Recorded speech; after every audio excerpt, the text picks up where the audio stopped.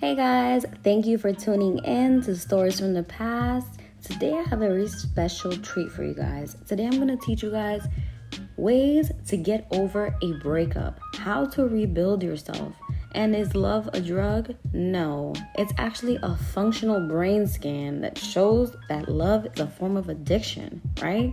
So we get used to having a certain substance, and that substance is a person and the relationship in our lives.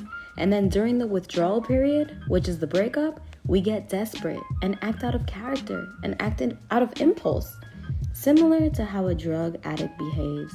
And on top of all that, you literally molded your life around another person's life, and you've made compromises as well as future plans.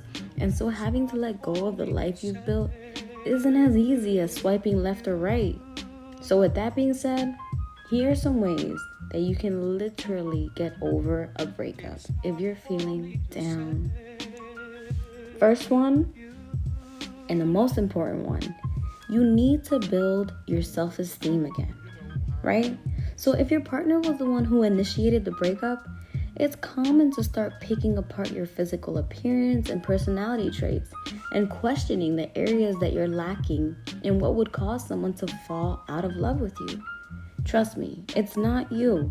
So just focus on what you really value in yourself and what you brought to the table rather than the qualities that you don't have, right? So what I would suggest is to write a list and think of traits that speak to your character, emotional strengths, skill sets, abilities, and any other qualities that has value in a relationship. And if you're having a hard time coming up with ideas, tap into your closest friends and family members who would jump at the chance to share all the reasons why they feel fortunate to have you in their lives. Number 2, try 3 new places. So, once a week, find a coffee shop or a restaurant you've never been to, right? And invite at least one friend to go with.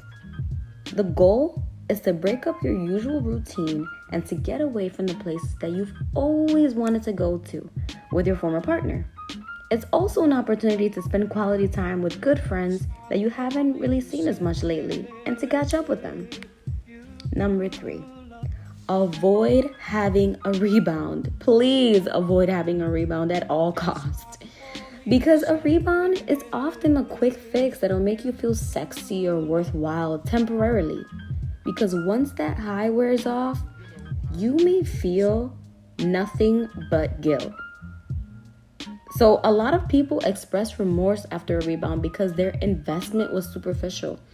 So while other people put their feelings on the line, when you make impulsive decisions like jumping headfirst into another relationship, it just means that you're trying to find a way to avoid feeling hurt. Instead, just acknowledge the hurt and understand that being a responsible person means dealing with it and being able to go with the pain. Number 4, take a realistic walk down memory lane. In other words, when your mind eventually wanders and you start reminiscing about all the good times you had with your partner, you're likely forgetting the factor of the bad parts, right? The parts that actually made you guys break up. You know, the stuff you purposely left out when recapping the romantic getaways or the date nights or whatever. Your first thought may be, oh, that vacation was so perfect. Or, oh, we used to have movie nights. That was so good. Or, I loved how he hugged me. Or whatever it may be. Remind yourself of how you two didn't speak for 24 hours because you had an argument on the plane ride or whatever argument you had, right? Remind yourself that you would start every trip so anxious because your partner would never get to the airport on time. So in other words, make it to the point to introduce the negative stuff too, because your mind will only reinforce the positive. So just keep the picture realistic. Number 5, write down all of their negative qualities. So, I'm sure that your mom told you, if you don't have nothing nice to say, well, don't say nothing at all, right? However, I'm sure that she'd make an exception this time. So, get your pen and paper out and make a list of all the ways that this person was not good for you. Think of every annoying quality that they possessed, as well as all the compromises that you had to make in the relationship. Now keep that list on your phone so that you can refer back to it whenever you start thinking that they were so perfect. It's natural to idealize both the person and the relationship, so keeping this list will definitely help you. Number 6, do a social media detox. When you share a lot of mutual friends, unfollowing your former partner isn't enough to rid your social media of their presence. So if that's the case, limit your social media use until you can log on without being tempted to stalk them on social media, okay? So of course, that doesn't mean that the urge will go away. So think of things that you can check up on whenever you have the compulsion to scope out their online activity, right? Check on your friend who's overwhelmed with the baby, or call your parents, or do something, right? Do something else. While you're doing everything you can to create separation, your well-meaning friends may be tempted to pass along any gossip about them or whatever. So be proactive and let them know that you're struggling to move on, and it's best if they don't tell you anything about your partner. You have to be vocal about this, and you have to let them know what you're going through so that they can understand what you're trying to do and what you're trying to accomplish. Number 7, let go of the idea of closure. And I made a video about this in one of my last videos, is that there's no closure in relationships, right? You know, in real life, it doesn't play out like a movie. Yet you may find yourself wishing you experienced a dramatic breakup, like, oh, he cheated on me, or she was secretly in love with her best friend, in order to move on. Unfortunately, that doesn't happen in real life. What happens in real life is that two people slowly drift apart, and after the split, one of you is left wondering why. Right?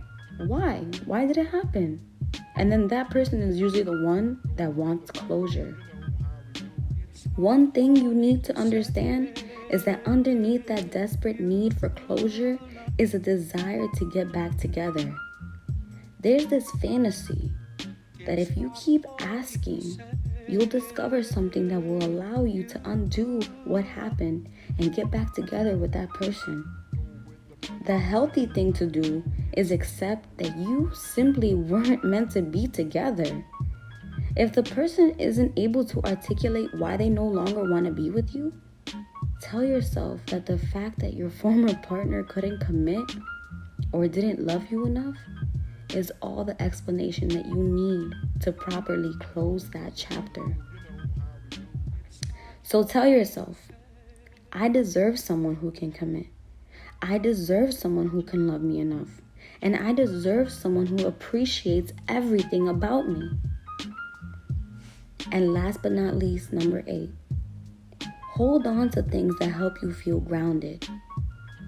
So maybe you can't bear to go to that spin class or that Pilates class or that yoga class where everyone knows you as, half of that person. So, you always used to go with your partner and stuff or whatever. And they know you, oh, where's your boyfriend? And they ask you and stuff. But that doesn't mean that everything healthy you did together has to go out the window. Because I find that some people give up activities like attending church or, going to their favorite classes because it was something that they did with their partner. What you really should be doing is trying new experiences as well as continuing the activities that support your core values. It's all about balance. And it's all about understanding what keeps you happy and keeps you grounded. If you loved going to that class, if you loved going to church, continue doing that. Now you're able to be an individual and do the things that you love to do. I hope that these 8 rules for understanding a breakup and breaking up and how to get over a breakup really helped you. Thank you so much for listening to Stories from the Past. Please leave a like, comment, subscribe, and any feedback will be appreciated. I appreciate each and every one of you, and I hope you guys have an amazing day. I love you. Peace.